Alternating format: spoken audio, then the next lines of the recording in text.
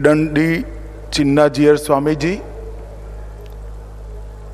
Doctor जे रामेश्वर राव मुख्य trustee, Shri सी लक्ष्मण राव अध्यक्ष जीवा, मेरे साथी सांसद और तेलंगाना भारतीय जनता पार्टी के अध्यक्ष श्रीमान बंडी संजय कुमार जी, और आज देश भर से अनेक मत अनेक संप्रदाय के यहाँ पधारे हुए सभी संतगण, सभी आचार्यगण, आप सभी के श्री चरणों में प्रणाम कर कर मैं मेरी बात की शुरुआत करना चाहता हूँ।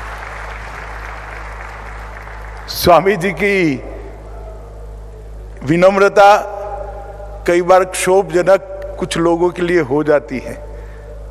उन्होंने कहा कि महान स्मारक जो रामानुजाचार्य का उनके जीवन की कल्पना और जीवन के कर्तृत्व से बना है, मेरे आने से लोगों को आने की यहां प्रेरणा होगी।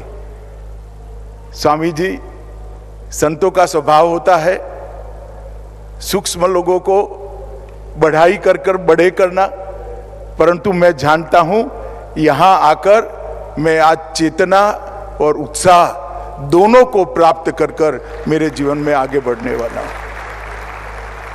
इस प्रकार के जो महापुरुषों के स्मारक होते हैं, वो जिनके अंदर संवेदना होती है, धर्म के लिए, समाज के लिए कुछ करने की प्रेरणा होती है, इच्छा होती है, ऐसे लोगों को अनेक सालों के सालों तक काम करने की चेतना और उत्साह देते हैं। और मैं बड़ी विनम्रता से स्वामी जी आपको कहना चाहता हूं, आप युगों तक ऐसे अनेक धर्म अनुरागी लोगों को प्रेरणा और उत्साह आपका ये भगवत रामानुजाचार्य का जो स्मारक बनाया है वो देता रहेगा।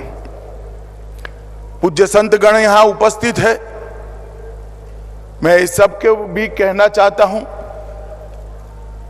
कि कोई भी मत, कोई भी संप्रदाय के अनुयायी हो, वो सभी को एक बार यहां आने की प्रेरणा इसलिए देनी चाहिए कि अंततो गत्वा सनातन धर्म की शरण में ही सबके उद्धार का मूल बसा हुआ है।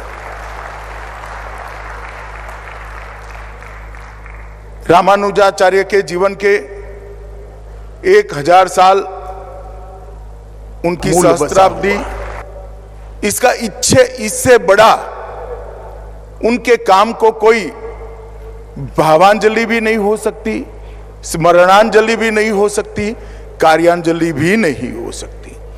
रामानुजाचार्य के जीवन को, उनके संदेश को सब जीव एक समान है, वेदों के मूल वाक्य को उन्होंने समय की गर्त से बाहर निकालकर अपने कर्तृत्व से किसी की भी लिए कटु कुछ बोले बगैर अनेक परंपराओं को तोड़ते हुए समाज के बीच में रखा, उसको प्रस्तावित किया, और आज 1000 साल के बाद भी न केवल भारत, पूरे विश्व को वो संदेश दे रहा है।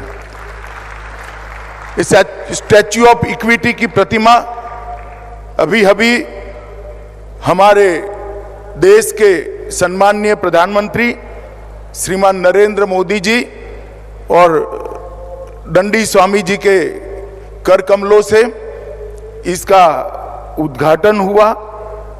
मैं अभी वहां जाकर आया हूं।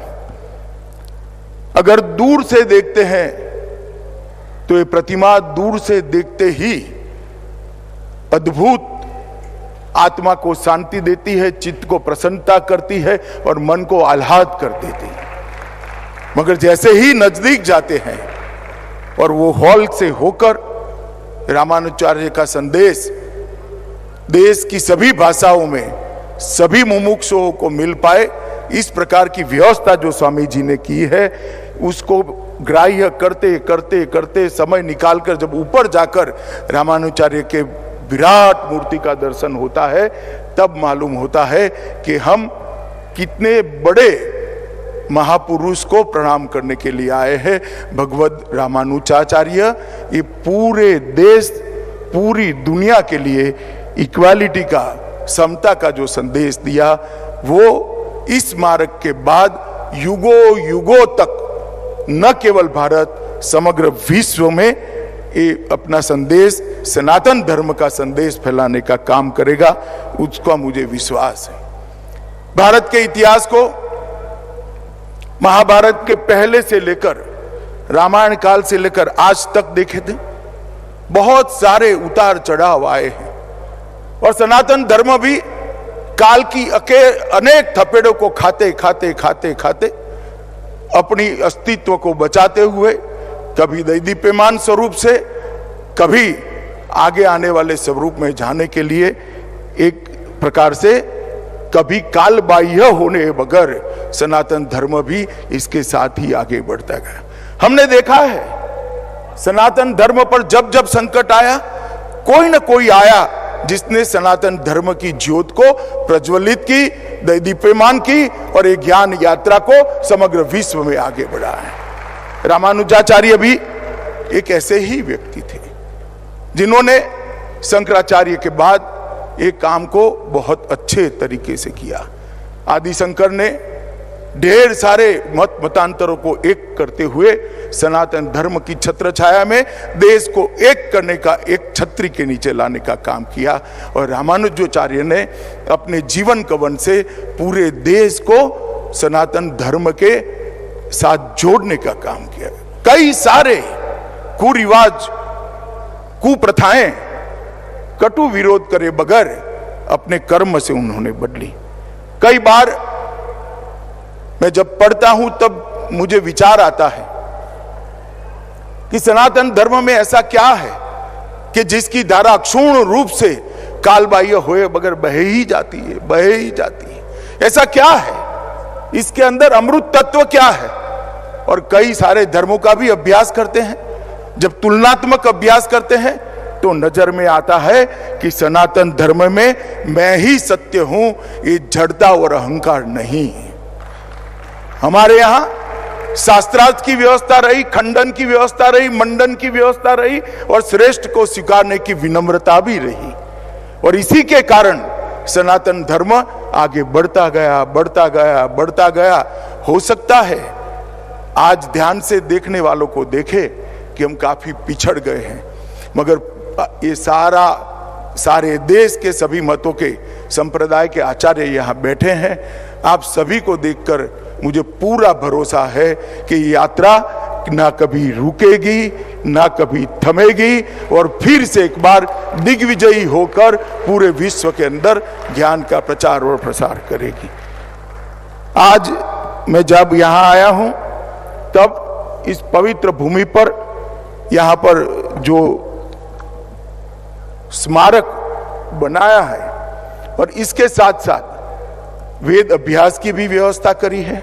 वेद की 9 के 9 शाखाओं के अभ्यास शास्त्रोक्त तरीके से हो सके, ऐसे विद्यार्थी भी यहाँ से निकलेंगे, पूरे देश भर में फैलेंगे और जहां जहां जाएंगे वहां वेद के ज्ञान की सुगंध को, उसकी ज्योत को प्रज्वलित करते जाएंगे।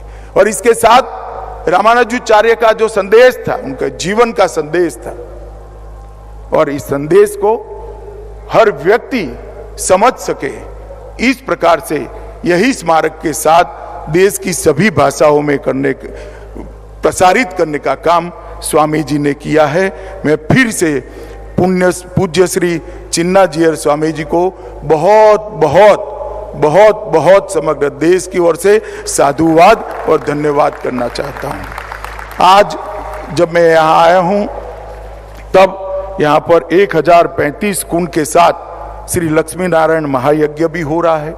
चारों वेद की 9 की 9 उपलब्ध शाखाओं का पाठ भी किया जा रहा है। अष्टाक्षरी मंत्र का 10 करोड़ जाप हो रहा है, जिससे हमें मालूम पड़ेगा कि ये धरती हमेशा के लिए कितनी पवित्र होने वाली है। इतिहास, पुराणों और आगमों का भी पाठ हो रहा है। सभी प्रकार की पूजा व्यवस्था और पूजा पद्धति को भी समाहित और संरक्षित करने का भी यहाँ पर एक व्यवस्था किया गया है। और श्री रंगम के रंगनाथ, तिरुमाला के तिरुपति के श्री वेंकटेश्वर स्वामी सहित 108 प्रेरणा केंद्रों दिव्य देशों के अभिषेक से ये मूर्ति के आगे यज्ञ संपन्न हो रहा है। महाप्रसाद भी 24 घंटे भक्तों के लिए वितरित किया जा रहा है। और आज मैं इतना जरूर कहना चाहता हूं कि आपका ये जो प्रयास है, आने वाले अनेक सालों तक स्वामी जी इसको पूरा देश याद रखेगा। सनातन धर्म के सभी अनुयायी, चाहे किसी भी मत को मानने वाले हो, वो सभी इसको जरूर याद करेंगे, इसका अनुमोदना भी करेंगे।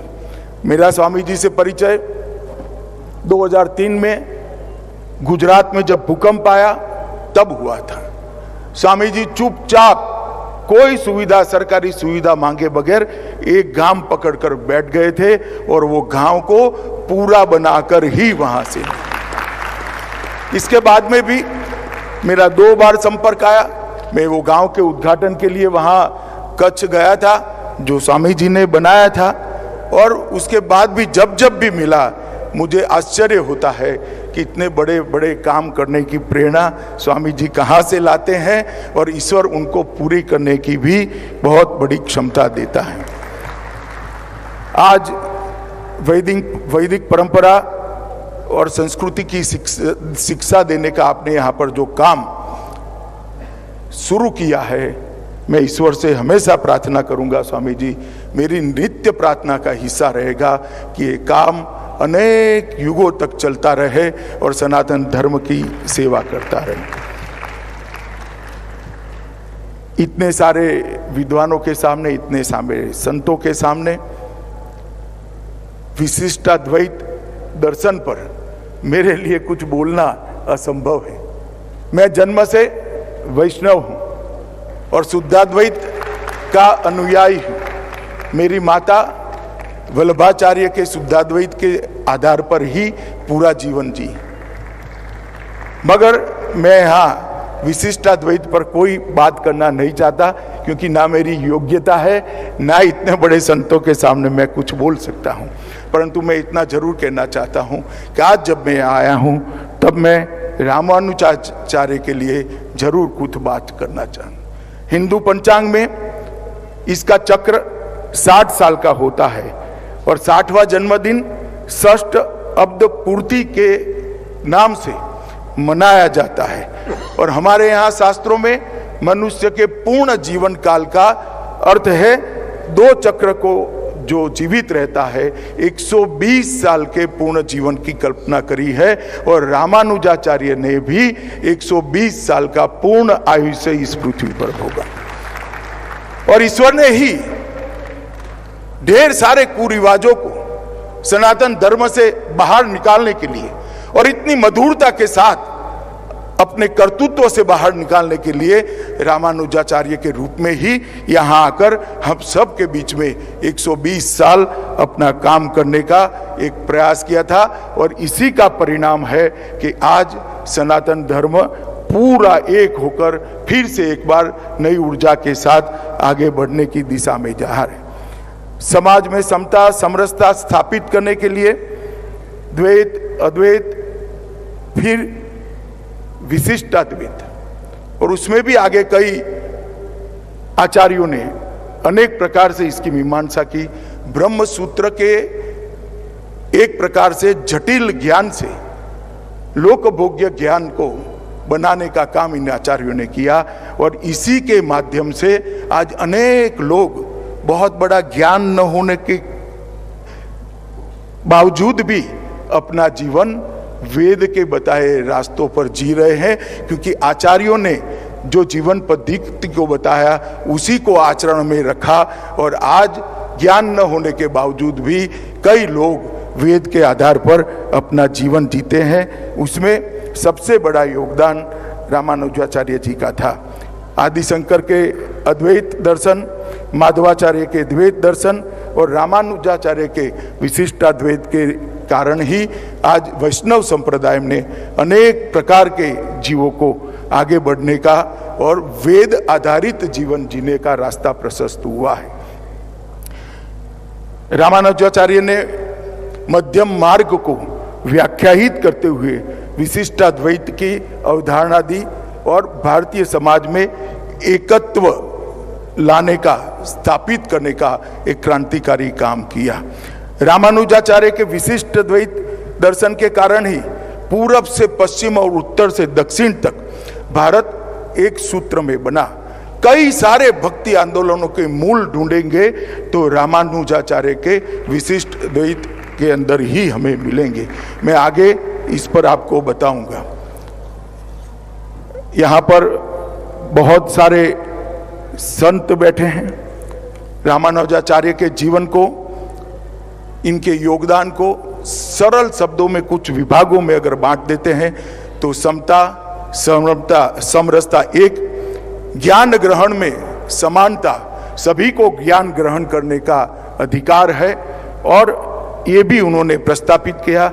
जातिगत भेदभाव को भी उस जमाने में 1000 साल पहले समाप्त करने के लिए क्रांतिकारी काम किया। क्षमता के अनुसार काम का विभाजन, पूजा के अधिकारों को भी 20 मंदिर के पूरे संचालन को 20 हिस्सों में बांटा और हर समाज को इसके साथ जोड़ने का उन्होंने काम किया। भाषा की समानता को भी उन्होंने प्रस्तापित किया और मोक्ष के अधिकार को भी एक विशिष्ट वर्ग की जगह सब जीव को मोक्ष का अधिकार है अगर ज्ञान और भक्ति के मार्ग पर चलते हैं, इसको भी उन्होंने किया। और एक मेरे एनालिसिस से मैं जुड़ा है, मैं बात को बताऊंगा। रामानुजाचार्य अपने आप में बहुत विनम्र थे, परंतु वो विद्रोही भी थे। बहुत सारी कुप्रथाओं को इनके अंदर के विद्रोही आत्मा ने समाप्त करने का काम किया था। आज मैं यहाँ आया हूँ तब उन्होंने श्रीरंगम में संन्यास लेने के बाद रामानुजाचार्य शालिग्राम नामक स्थान पर रहने लगे और कई सारे ग्रंथों की रचना की। ब्रह्मसूत्र के भाष्य पर लिखे 2 मूल ग्रंथ उनके बहुत लोकप्रिय हुए, श्री भाष्यम एवं वेदांत संग्रहम। उनके 9 ग्रंथ आज भी ढेर सारी लाइब्रेरी में उपलब्ध है। मैं आपको इसलिए बताना चाहता हूँ, एक मेरा जन्म एक बहुत छोटे से कस्बे में हुआ है। मानसा कर गुजरात से, अहमदाबाद से 50 किलोमीटर दूर गांव है और मेरे गांव में 150 साल पुरानी लाइब्रेरी है। ये 9 के 9 ग्रंथ वो लाइब्रेरी में आज भी उपलब्ध है। संदेश किसी के कर्तृत्व का कितना दूर जाता है, इसका ये उदाहरण है। श्री भाष्य वेदांत दीप, वेदांत सार, वेदार्थ संग्रहम, श्री गीता भाष्य, नित्य ग्रंथ, शरणागति गद्य, श्री रंग गद्य और श्री वैंकुट गद्य, ये 9 के 9 ग्रंथ आज अनेक लाइब्रेरियों के अंदर उपस्थित है और कई जगह पे मुमुक्षु अपनी मुमुक्षा पिपासा को शांत करने का काम करते हैं। रामानुजाचार्य ने, मैंने जैसे पहले कहा, समता और समरसता का मैसेज अपने कर्तृत्व से दिया और उन्होंने सभी वर्ग के लोगों को शिष्य भी बनाया, सभी वर्ग के लोगों के वो भी स्वयं शिष्य करें। और इसी में से आगे बढ़ते हुए रामानुजाचार्य की शिष्य परंपरा में रामानंद हुए। इससे आगे बढ़ते हुए इनके शिष्यों में कबीर, रैदास और सूरदास भी हुए और इस प्रकार से ज्ञान परंपरा न जाने कितने प्रदेशों में, कितने गांवों में पहुंची। अगर समता और समरसता का उन्होंने रास्ता न खोला होता तो कबीरदास को ये वेदों के रहस्यों की जानकारी कभी न मिलती, रैदास को वेदों के रहस्यों की जानकारी कभी न मिलती, सूरदास को भी न मिलती। और गुरु गोष्ठीपूर्ण की कथा भी बहुत हम सबको प्रेरणा देने वाली है। एक बार कुछ मंत्र सीखने के लिए रामानुजाचार्य गोष्ठीपूर्ण की वहां गए। 18 बार जाने के बाद भी उनको उचित नहीं पाया। 19वीं बार जब गए तब उन्होंने कहा कि आपको मैं मंत्र तो सिखाता हूं मगर तभी सिखाऊंगा जब अयोग्य के सामने आप उसका उच्चारण नहीं करोगे। रामानुजाचार्य ने उनसे मंत्र सीखा और मीनार के ऊपर चढ़कर जोर से वो मंत्र को बोले। नीचे आए गुरु गोष्ठीपूर्ण बड़े गुस्सा हो गए। उन्होंने गुस्से के भाव के साथ कहा कि क्या किया तुम नरक में जाओगे। तो रामानुजाचार्य ने बाल सहज विनम्रता के साथ कहा, नरक में जाने से कोई दिक्कत नहीं है, अगर अनेक जीवात्माओं का कल्याण होता है तो मुझे नरक भी पसंद है। और ये कहते ही गोष्ठीपूर्णा के पूरा गुस्सा शमन हो गया और उन्हें एम्पेरुनार मतलब मेरे भगवान ऐसा कहकर रामानुजाचार्य से गुरु ने स्वयं आशीर्वाद मांगे। जातिगत भेदभाव को भी रामानुजाचार्य ने समाप्त करने का काम किया। कांचीपूर्ण एक ब्राह्मणेतर जाति से जब वो उनका शिष्य बनने के लिए गए, तब उन्होंने कहा कि परंपरा ऐसी है, आप ब्राह्मण हो, मैं आपको शिष्य नहीं बना सकता। रामानुजाचार्य ने उत्तर दिया, यदि शास्त्रों का ज्ञान केवल ईश्वर की भक्ति की जगह अहंकार और अभिमान लाता है तो वो ज्ञान मिथ्या है, इससे बेहतर अज्ञानी रहना ही है। और उन्होंने बाद में उनके गुरु बनने की बात को स्वीकार किया। बाबा साहब आम्बेडकर ने भी इसको एक्नॉलेज करते हुए लिखा है, हिंदू धर्म में समता की दिशा में यदि किसी ने महत्वपूर्ण काम किया है और उनको व्यवहार में लागू करने का प्रयास किया है तो वो संत रामानुजाचार्य ने ही किया है। उन्होंने कांचीपूर्ण नाम के एक गैर ब्राह्मण को अपना गुरु बनाकर एक स्पष्ट संदेश पूरे देश में देने का प्रयास किया था। क्षमता के अनुसार भगवान की सेवा करने का सबको अधिकार है। इस बात को उन्होंने व्यवहार से मंदिरों के प्रशासन के अंदर लागू किया और उन्होंने प्रशासन के अंदर कई सारे 20 हिस्से बनाए और 20 हिस्सों में मंदिर की टोटल प्रशासन को बांटकर उन्होंने सब समाज के लोगों को 20 के 20 हिस्सों के साथ जोड़कर सर समाज को मंदिर के लिए कुछ करने का अधिकार देने का काम किया। इससे सारा समाज आज मंदिर के साथ जुड़ा हुआ हमें देखता मिलता है। पूजा के अधिकार में भी उन्होंने समानता का अधिकार देने का काम किया। मेलकोट में अपने प्रवास के दौरान रामानुज ने देखा कि समाज के कुछ वर्गों के भक्तों को सामाजिक मानदंडों के कारण मंदिर के अंदर पूजा करने की अनुमति नहीं थी। इस प्रथा से वो बहुत दुखी थे।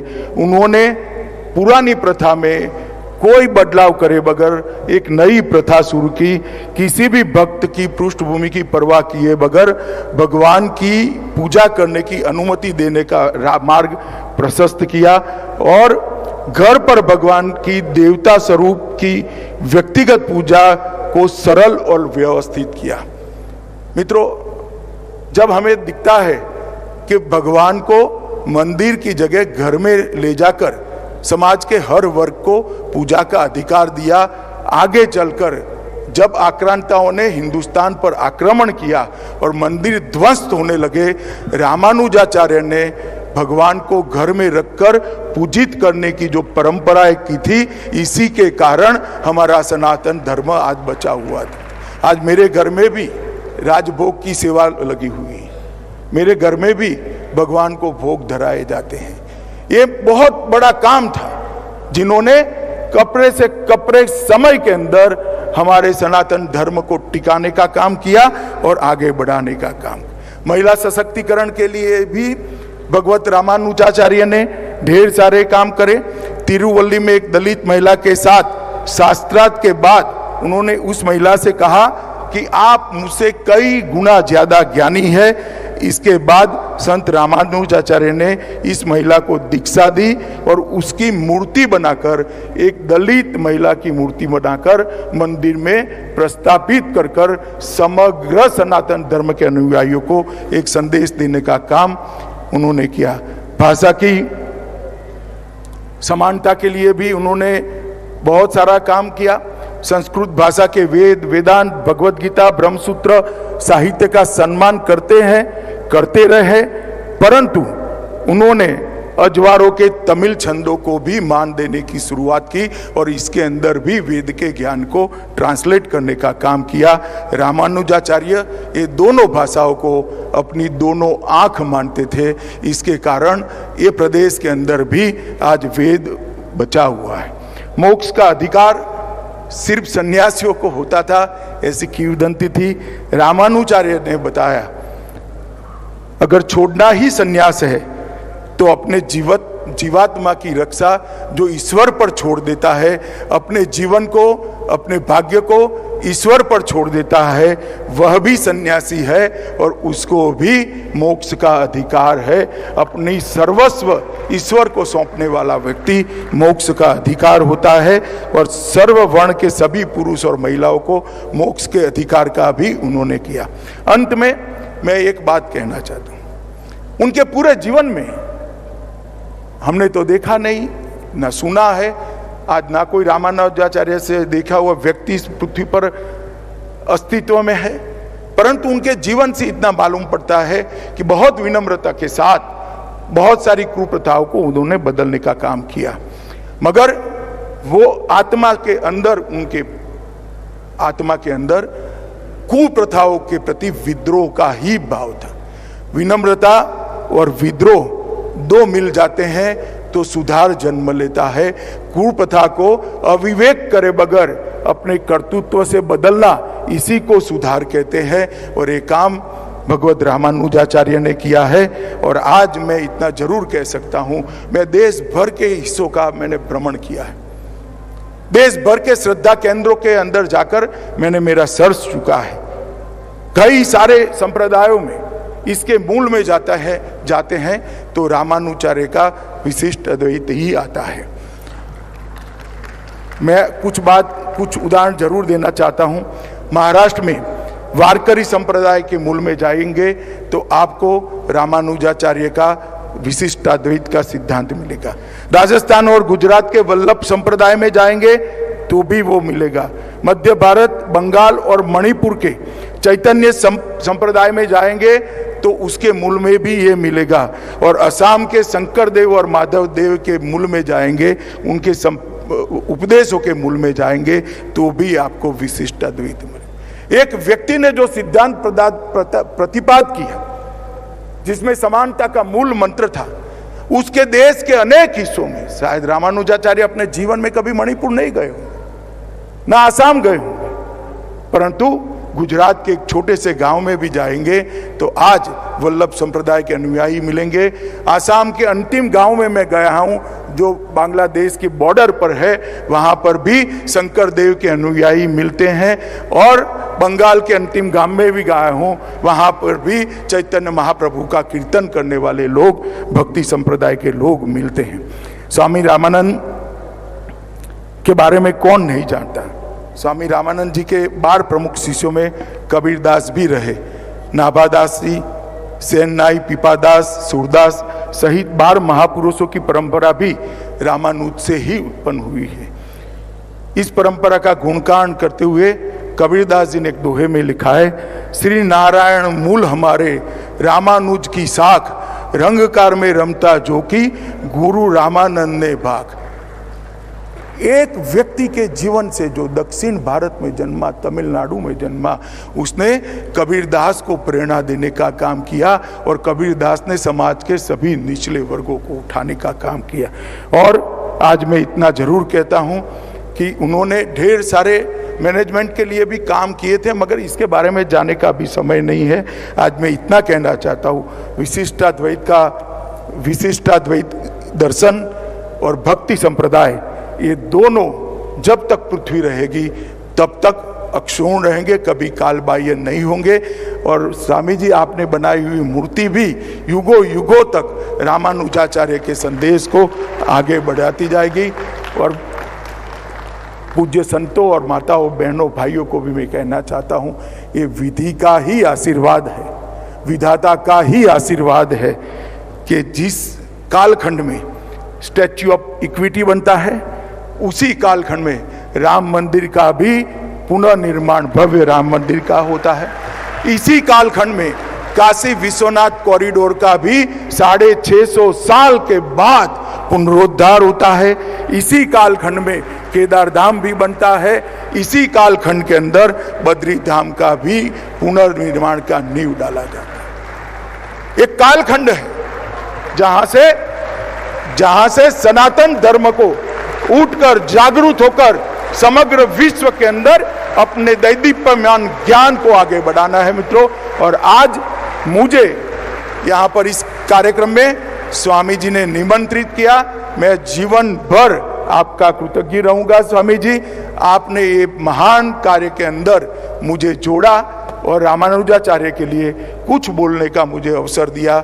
मैं मानता हूं कि सालों सालों तक आपका बनाया हुआ रामानुजाचार्य का ये स्टैच्यू ऑफ इक्विटी विशिष्ट अद्वैत का संदेश विश्व भर को देगा, समानता का संदेश विश्व भर को देगा और सनातन धर्म का संदेश विश्व भर को देगा। फिर से एक बार समग्र देशवासियों की ओर से आपको प्रणाम कर मेरी वाणी को विराम देता हूं। वंदे मातरम।